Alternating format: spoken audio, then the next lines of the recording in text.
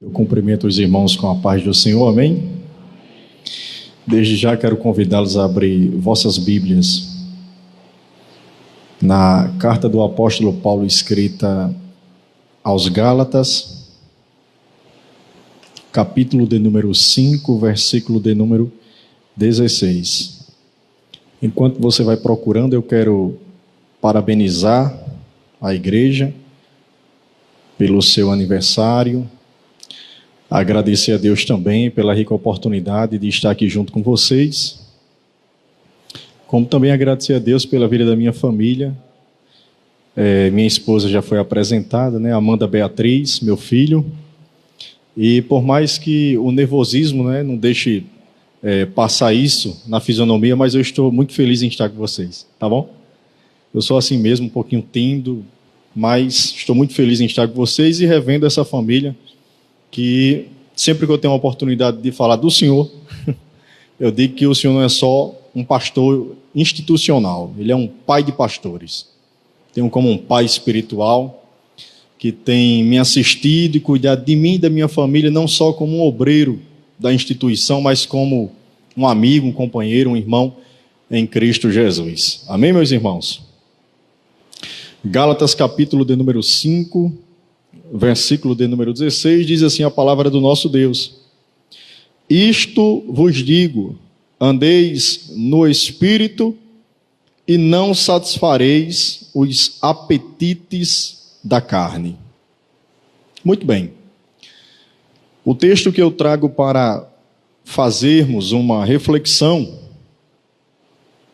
um texto que se encontra provavelmente, não tem como se afirmar, mas é uma teoria muito forte, na primeira carta escrita pelo apóstolo Paulo. De suas 13 cartas, acredita-se que essa foi a sua primeira carta escrita por ele, no ano 49 a 51. Essa é a base que eles dão, né? Depois da sua primeira viagem missionária. E o objetivo de Paulo ter escrito essa carta é doutriná-la com relação à liberdade cristã. E o pastor me pediu um tema, e eu pensei, e o que vinha na minha mente era: fale sobre uma vida autêntica na presença de Deus. Fale sobre o crente original, né? Um termo bem mais direto. Segundo as Escrituras Sagradas, eu estou querendo falar sobre essa temática, né? E estudando, pesquisando, irmãos, eu quero compartilhar com vocês alguns pontos aqui que eu anotei para que eu não esquecesse, né? Mas antes de fazer destaque aqui de alguns pontos, vamos primeiro entender o que é que estava acontecendo na igreja de Gálatas, né? Ou melhor, nas igrejas da Grande Galácia. Eram várias igrejas que estavam implantadas naquela região, né, por nome Galácia, e os irmãos ali, as igrejas estavam passando por alguns problemas, né? Graças a Deus o apóstolo Paulo tinha feito um belíssimo trabalho no ensejo dessas implantações. Ele chegou até ali acometido por uma doença, estava doente, e os irmãos foram muito receptivos, né, com o apóstolo Paulo, o acolheu, cuidou dele, e na ocasião o apóstolo Paulo pregou o evangelho da graça de Deus. E automaticamente, pelo poder do Espírito Santo, os gentios ali naquela localidade foram se convertendo ao evangelho de Cristo Jesus de Nazaré. Acontece que, passado alguns tempos, alguns judeus que ainda não tinham compreendido e não estavam aceitando a essência do Evangelho de Cristo, se infiltraram nas igrejas da Galácia, né? E ao se infiltrarem, eles começaram a espiar a vida daquela igreja, o credo daquela igreja, a liberdade daquela igreja, e eles descobriram, né, que os irmãos ali estavam focados, animados, tinham recebido a palavra pregada por Paulo com muita alegria, com muito amor, e estavam tocando o barco para frente, né? Mas esses homens não tinham boas intenções. Esses homens não tinham compreendido e muito menos respeitavam a autoridade do Evangelho de Cristo Jesus. E o que eles fizeram? Eles começaram a desconfigurar, essa é a palavra que eu quero usar para passar o que eu entendi. Eles começaram a desconfigurar o Evangelho pregado por Paulo aos corações dos irmãos das igrejas da Galácia. Os irmãos tinham entendido que o Evangelho de Cristo era suficiente para que eles tivessem acesso ao Pai por meio de uma reconciliação pela pessoa de Cristo Jesus de Nazaré, com a sua morte na cruz do Calvário. E esses homens vieram e iniciaram esse processo de desconfigurar o Evangelho de Cristo, mostrando que, além daquela doutrina que eles receberam do apóstolo Paulo sobre o Evangelho, eles também precisavam praticar alguns rudimentos da lei do Velho Testamento, da lei de Moisés, a circuncisão, a guarda do sábado, não comer algumas comidas, enfim. E eles começaram a judaizar o Evangelho que tinha sido pregado por Paulo aos irmãos. Com isso, o Evangelho estava perdendo a sua essência, a sua eficácia. Como o irmão bem falou, a salvação é pela graça, por meio da fé. Isto não vem de vós, é um dom de Deus, não vem de nenhuma obra sua, porque se viesse de obras do homem, o homem ele se gloriaria e muito menos se salvaria, porque suas obras são más. Mas acontece que esses homens que estavam ali, desconfigurando o Evangelho de Cristo, eles também começaram agora a desclassificar o caráter e a autoridade apostólica de Paulo, fazendo com que a igreja não desse crédito à mensagem que foi pregada pelo apóstolo Paulo. E a igreja entrou em um embaraço, a igreja se atrapalhou na sua fé, a igreja, da mesma forma que tinha recebido a mensagem de Paulo com muito zelo, com muita alegria, com muita hospitalidade, ela não vigiou, abriu as portas para esses falsos mestres e também recebeu a mensagem deles, a heresia deles, a teoria deles, e agora a igreja estava à beira de um precipício. Essas informações chegaram até o apóstolo Paulo. E quando ele toma conhecimento desse contexto da igreja, das igrejas na Galácia, ele faz algumas denúncias. E aqui eu separei 5 denúncias que Paulo faz nessa carta e eu quero compartilhar com vocês que denúncias foram essas que o apóstolo Paulo escreveu para a igreja de Gálatas com o objetivo de reeducá-la, de consertá-la, de não deixar que ela se perdesse definitivamente daquilo que ele tinha colocado no coração deles. A primeira denúncia que o apóstolo Paulo faz, irmãos, está no capítulo 1, e eu peço aos irmãos que me acompanhem, tá bom?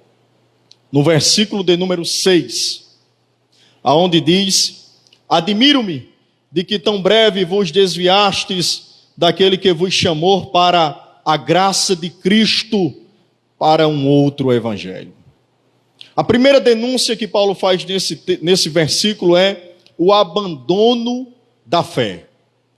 Os irmãos estavam abandonando a sua fé.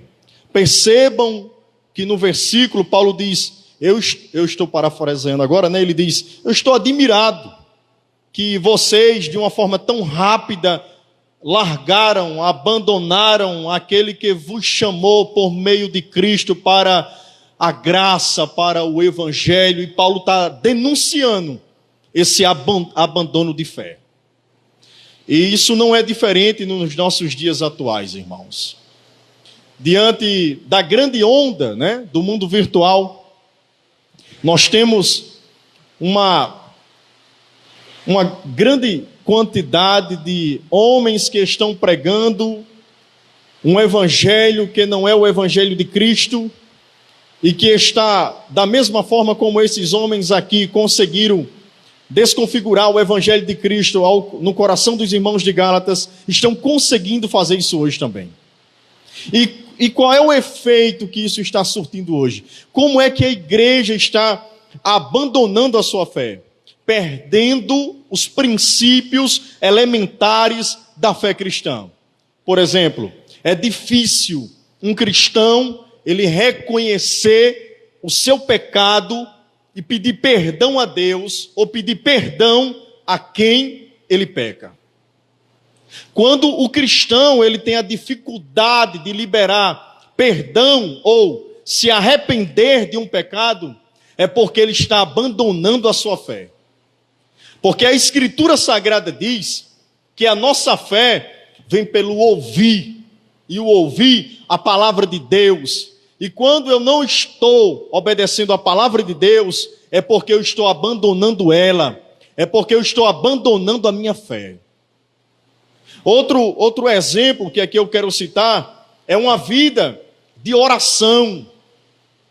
É raro encontrar também irmãos que tenham uma vida de oração, não só no culto coletivo, aqui nesse lugar, mas no seu devocional.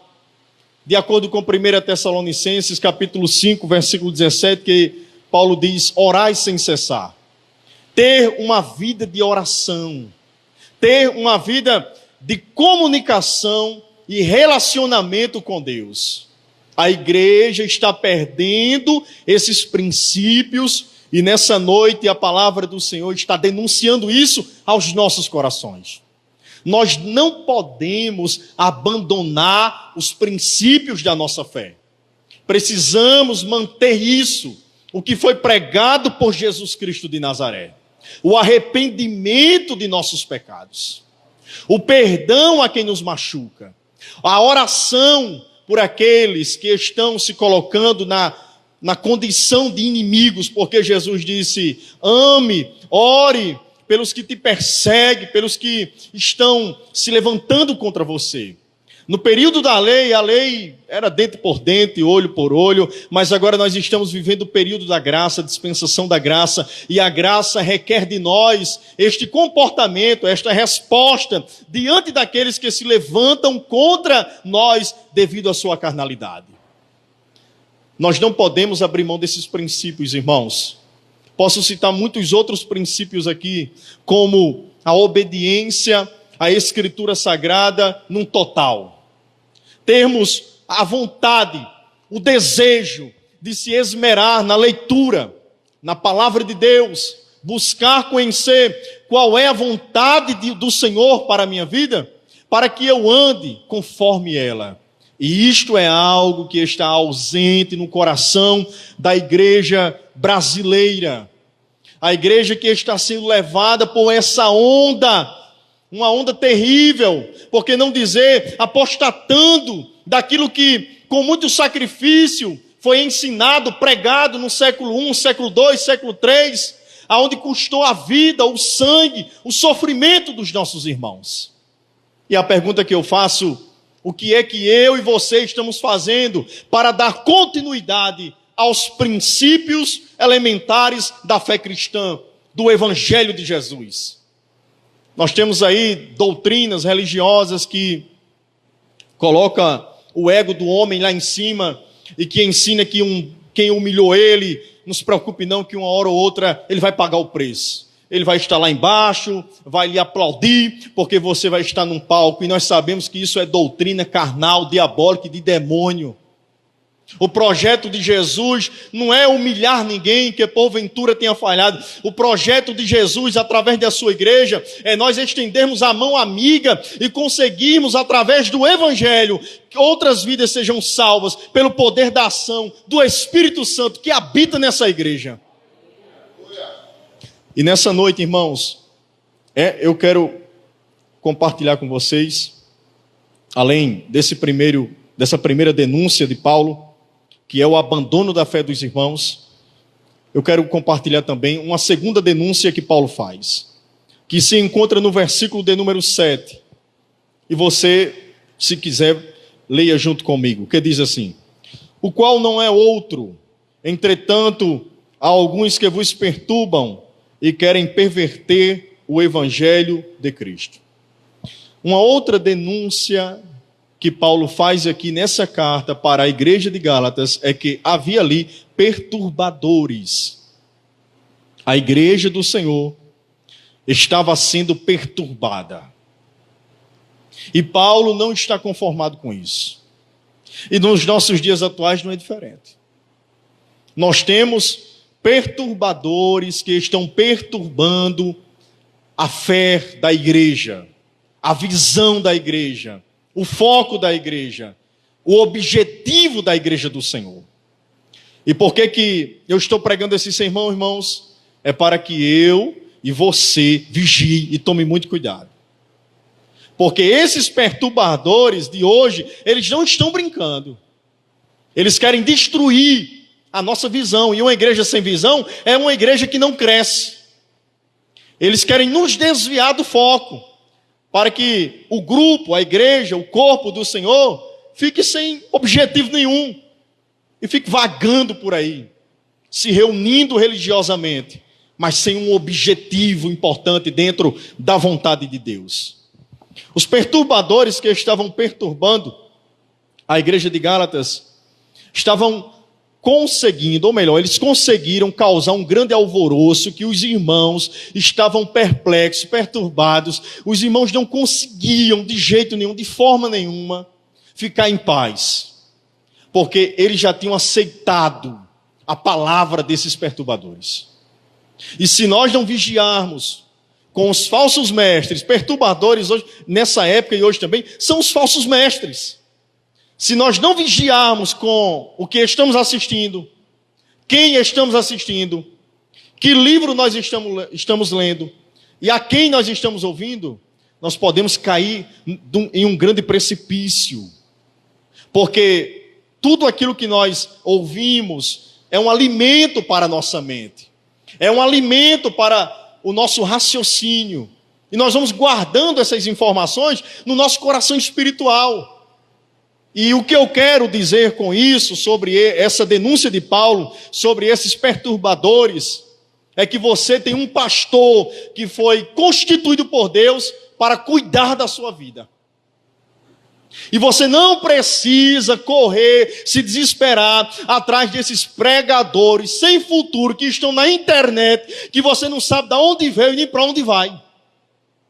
O que eu quero dizer com isso, meus amados irmãos, é que você está selado no Espírito Santo de Deus, e que Ele é o seu professor número 1, e que Ele nos consola, Ele nos ensina, Ele nos orienta, e Ele nos lembra das palavras de Cristo Jesus. Veja bem, nas mídias nós temos homens de Deus que estão pregando palavra, fazendo exposições bíblicas, mostrando princípios importantes da palavra do Senhor. Mas não esqueça, nós somos ovelhas. E se nós não tomarmos cuidado, a gente vai comer capim ruim que vão colocar no cochete. E a minha palavra aqui não é uma palavra de um ignorante, pare de assistir o YouTube. Não! Se eu fizesse isso, eu seria um louco. A minha palavra é: tome cuidado o que você está ouvindo, com o que você está ouvindo, quem você está ouvindo, porque se você não tomar cuidado, você vai apostatar da sua fé. E a palavra de Deus é essa: tome cuidado com os perturbadores, porque eles estão trabalhando de uma forma sutil, delicada, com filosofias vãs, com uma pedagogia muito bonita, mas muito perigosa, para que você não consiga compreender, nem muito menos perseverar na vontade de Deus para a sua vida. E eu concluo essa segunda denúncia dizendo: em primeiro lugar, você tem o Espírito Santo de Deus na sua vida. E em segundo lugar, você tem o pastor que Deus colocou para cuidar de você. Em terceiro lugar, a igreja tem um corpo de obreiros, presbíteros, diáconos, evangelistas, que foram também constituídos por Deus para lhe orientar. Amém, meus irmãos? A terceira denúncia que Paulo faz aqui está no capítulo 1 ainda, versículo 8 e versículo 9, quando Paulo diz assim: olhe, se eu pregar um outro evangelho, que eu seja anátema, amaldiçoado. E depois ele vai dizer: se vier um anjo do céu pregando outro evangelho, que seja anátema. A terceira denúncia que Paulo faz aqui é sobre o falso evangelho que estava sendo pregado por aqueles judeus que estavam infiltrados naquela igreja. Pregando um evangelho falso, querendo que o evangelho de Cristo perdesse a sua essência e passasse a ter princípios da lei mosaica. Eles não compreendiam isso. Nos nossos dias atuais, irmãos, não é diferente. Nós temos evangelhos falsos que estão sendo colocados à nossa disposição, na nossa mesa, aos nossos olhos. Estamos ouvindo isso constantemente. E mais uma vez aqui vem um alerta: tome muito cuidado com o que você está ouvindo. Nós temos aí um evangelho terrível. Eu não queria nem direcionar a palavra evangelho, mas é para a gente compreender o que eu quero falar. O evangelho da prosperidade. Nós sabemos que o nosso Deus é dono do ouro e dono da prata. Se Ele quiser abrir uma porta na sua vida, na minha vida, Ele vai abrir, não tem quem peça. Ele é dono de tudo. É uma verdade, é fato. Mas nós precisamos entender o seguinte: eu estou falando de evangelho aqui nesse momento. O evangelho não é uma riqueza material. Concordam comigo? O evangelho é uma riqueza espiritual. E o problema dessa teologia da prosperidade é que eles estão pegando o evangelho do Senhor Jesus, que tem um objetivo específico, e estão usando como um balcão para comerciar com o povo. E nessa pegada o povo está caindo, está saindo do foco do evangelho. Qual é o foco do evangelho, meu irmão? Sendo muito direto, é salvar você de seus pecados. É lhe fazer uma nova criatura, é lhe regenerar, é lhe ensinar a ser filho de Deus. É você não ser mais escravo do pecado, filho das trevas, filho da ira, filho da desobediência, mas passar a ser filho da graça, filho de Deus, filhos da luz. Mas esse evangelho terrível está conduzindo o coração das pessoas a ficarem ansiosas para terem, possuírem bens materiais. Isso provoca ansiedade, a ansiedade provoca depressão e por aí vai. E o povo não consegue confiar e fica preocupado, está indo ao templo ou se reunindo porque quer uma bênção, e na verdade a bênção que a igreja recebeu por meio do evangelho foi a sua salvação eterna. Foi o seu resgate, foi a sua adoção, foi o novo nascimento. Essa é a nossa maior bênção espiritual. E é a bênção que o evangelho nos deu. O evangelho de Jesus. Sabemos que o problema não está no dinheiro. O problema está em amar o dinheiro. Mas esse evangelho falso da prosperidade, praticamente ele ensina a amar os bens materiais, a amar o dinheiro. E essas não são as promessas do Senhor para nós. O Senhor não prometeu isso para nós. Por mais que isso aconteça de forma natural na vida do cristão, que está em obediência a Deus, trabalhando, buscando construir o seu patrimônio. Na verdade, quem chegou a oferecer algum tipo de coisa como bem material para quem o buscasse foi o próprio diabo, lá no monte. Jesus, se você me adorar, eu vou te dar.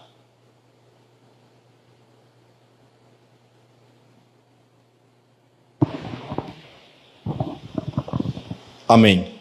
E ele disse: Jesus, se você me adorar, eu te darei toda essa riqueza. Na verdade, quando nós vamos ao encontro de Jesus, nós vamos descobrir que o que nós precisamos não é de bens materiais. O que nós precisamos é da paz espiritual.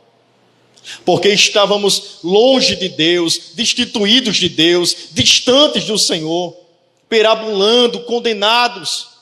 Mas naquele momento que tivemos um encontro com o Senhor, por meio da sua palavra, pela ação do Espírito Santo, nos convencendo de nossos pecados, naquele momento o Evangelho explodiu na nossa vida, e nós recebemos o maior milagre que alguém pode receber, que é o seu presente espiritual, a sua salvação. Veja bem, irmãos, a quarta denúncia que Paulo faz aqui, nessa carta, se encontra no capítulo de número 4, versículo de número 8 ao 11, eu vou ler o 10. O que é que diz o versículo 10? Observais dias, meses, estações e anos. O que é que Paulo está denunciando aqui? A sombra da lei. Lembram que eu falei que esses judeus que se infiltraram ali na igreja estavam querendo judaizar o evangelho de Jesus? Os cristãos iam ter agora que crer em Jesus, porém iam ter que guardar o sábado, fazer a cerimônia da circuncisão, não comer alguns alimentos, guardar a lua, enfim, uma série de rudimentos da lei. E nesse momento, Paulo está denunciando isso, e o que ele quer dizer é o seguinte: olhe, esses pontos que vocês aceitaram, isso aí foi a sombra do que havia de vir. Foi a sombra. Na verdade, Cristo é a realidade. E quem tem a realidade não precisa de sombra. Nós não precisamos desses rudimentos para ser salvo, porque a salvação está unicamente em Cristo Jesus de Nazaré. Talvez isso pareça uma coisa tão normal, assim, de primeiro momento, né? O que estava acontecendo ali, mas na verdade, irmãos, uma igreja estava perdendo a sua visão, o seu foco, a sua pegada, o seu amor, a sua vontade, por causa dessa pregação desses homens que estavam infiltrados ali, pregando heresias. E aí Paulo vai usar o exemplo de Abraão. Ele mostra que Abraão veio 430 anos antes da lei. E Abraão foi justificado. E aí ele está dizendo, olha, está vendo esse homem, que é um símbolo religioso muito forte para vocês? Ele não viveu a lei. Ele não guardou a lei. Ele veio 430 anos antes da lei. E esse homem foi justificado. E ele está dizendo isso. Nós vamos ver em Hebreus capítulo 10, versículo 1, que o escritor da carta de Hebreus afirma, olhe, o que está ali na lei foi só uma sombra, apontou para Cristo. Quando Cristo veio, ele cumpriu tudo isso, e na sua morte nós temos a garantia da nossa salvação. A igreja não pode dividir o evangelho de Cristo, a doutrina de Cristo, com outras doutrinas, com sombras. Entenda uma coisa, meu amado irmão, minha amada irmã, você não vive pela sombra, você não deve viver por doutrinas falsas, você não deve viver por aparência de alguma coisa, você deve viver pelo evangelho de Cristo, você deve viver a vontade de Deus, você deve aceitar o que a Bíblia diz para a sua vida. Nós precisamos aceitar isso, e viver isto, e guardar isto, e se comprometer verdadeiramente com as Escrituras sagradas do Senhor Jesus. Cristo Jesus cumpriu tudo isso. E aí nós vamos entender que no período da lei foi instituído a cerimônia da Páscoa. Hoje nós não celebramos Páscoa, hoje nós celebramos a Santa Ceia. No período da lei foi instituída a circuncisão também, um sinal de uma aliança com Abraão. Hoje nós não praticamos isso, hoje nós somos batizados nas águas, como símbolo da nossa regeneração, a morte da velha criatura e o nascimento de uma nova criatura, que foi lavada pela água regeneradora do Espírito Santo de Deus. Hoje nós não mais sacrificamos cordeiros, um animal, porque o Cordeiro de Deus veio e tirou o pecado que estava predominando em nós, e agora nós somos guiados pelo Espírito Santo do Senhor.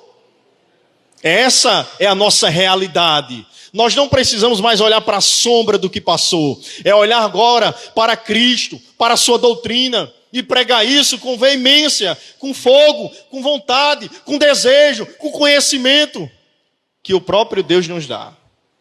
Meus irmãos, a última denúncia que eu destaquei aqui, e quero apresentar. A ausência do amor fraternal. Paulo denuncia a ausência do amor fraternal. Nós vamos ver isso no capítulo de número 5, versículo de número 15. Paulo vai dizer assim, na carta: Mas se vos mordeis e vos devorais uns aos outros, vede que não acabeis por vós destruirdes uns aos outros. Os irmãos estavam se mordendo, e Paulo usa esse termo, como quem diz assim: vocês são cães, vocês são feras selvagens para estar se mordendo. E o que é que ele queria dizer com isso? Os irmãos estavam se machucando, brigando, discutindo, perturbados. Essa perturbação que esses falsos mestres fizeram causou isso na vida da igreja. Uma igreja que não conseguiu ficar unida, não era mais entrosada como antes, uma igreja que perdeu a pegada. E agora Paulo está denunciando isso, que o amor fraternal estava longe deles. Na verdade, as Escrituras Sagradas vão ensinar que nós somos um corpo, cada um é um membro, e juntos nós fazemos uma obra perfeita para a glória de Deus. Você é o pé, alguém é a mão, outro é a orelha, outro é o olho, e dessa forma cada um executa o que lhe foi confiado por Deus, e assim o corpo de Cristo vai crescendo e sendo edificado para a glória de Deus. Eu já estou no final da minha mensagem, irmãos, e quero só recapitular as 5 denúncias que eu destaquei aqui de Paulo para a igreja da Galácia. Primeiro, o abandono da sua fé. Segundo, os perturbadores que estavam ali. Terceiro, o falso evangelho. Quarto, a sombra da lei. E quinto, a ausência do amor fraternal. Qual é a recomendação de Paulo para solucionar estes problemas que ele denunciou? Capítulo 5, versículo 16. A leitura da nossa exposição, que diz assim: Isto vos digo, andeis no Espírito e não satisfareis os apetites da carne. Por que uma igreja ela está cometendo esses erros? Abandonando a sua fé, sendo perturbada pelos falsos mestres, aceitando falsos evangelhos, aceitando a sombra da lei novamente, voltando aos rudimentos da lei mosaica, não conseguindo se amar, o amor de Cristo muito longe, porque ela não está vivendo pelo Espírito Santo de Deus. Porque quando uma igreja está sendo guiada pelo Espírito Santo de Deus, não tem confusão, não tem brecha para falso mestre, não tem brecha para picuinha. A igreja não vai aceitar o diabo cirandar, porque ela está sendo guiada por Deus, e Deus ele é soberano, Deus ele é onipotente, Deus ele é onisciente, Deus ele é onipresente, ele vai alertar a sua igreja, ele vai avisar a sua igreja, e a igreja vai tomar atitude, porque a igreja também não pode ser besta, irmãos. Nós somos um povo inteligente, e nós precisamos entender os alertas de Deus para nós, em cada período em que vamos vivendo. E o que é viver uma vida pelo Espírito Santo? É o oposto, eu vou falar o oposto. É você não viver uma vida pela carne. É você não aceitar a influência do mal na sua vida. É você não fazer acordo com o pecado. E quando Paulo está falando no capítulo 5 sobre viver uma vida pelo Espírito, ele está falando de quê? De se abster da prostituição, de se abster da idolatria, de se abster de porfias, de se abster de emulações, de brigas, de invejas, de contendas. Por quê? Porque isso é muito pequeno. Nós temos uma promessa que está de pé na nossa esperança, que é Cristo, que nós seremos transformados, iremos viver eternamente juntos com Cristo Jesus. E nós não podemos perder tempo com essas coisas da carne. Precisamos buscar viver uma vida pelo Espírito Santo de Deus. E viver uma vida pelo Espírito Santo de Deus é você se esmerar na palavra do Senhor, conhecer, guardar no coração e colocar em prática na sua vida. Desta forma, você vai conhecer, você vai aprender, você vai guardar e você vai colocar em prática. E a igreja, andando pela palavra de Deus, sendo guiada pelo Espírito Santo do Senhor, ela não cairá nesses erros e será uma igreja vitoriosa, que mesmo passando por problemas, mas ela vai vencer suas dificuldades. Ela não vai só comemorar 60 anos, ela vai comemorar muito mais e ela vai se alegrar porque está sendo guiada pelo Espírito Santo de Deus. Mas fica aqui esses alertas para todos nós, para vocês que ficam aqui em Natal, Parnamirim, cidades circunvizinhas, e para mim que vou para Paraíba. Amém, meus irmãos? Aqui eu quero agradecer a oportunidade, que Deus abençoe a vida de todos vocês, e até a próxima, em nome de Jesus.